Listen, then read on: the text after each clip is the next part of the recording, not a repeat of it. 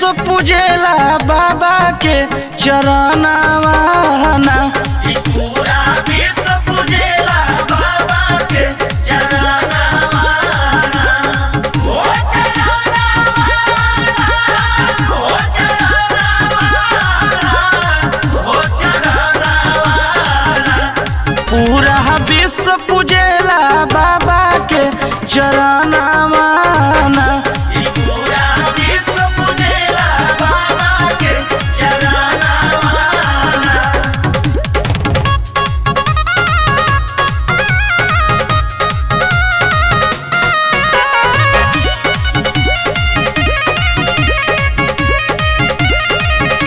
कि जहाँ मानवता में भेद बाबा लिख दिहले अनुच्छेद।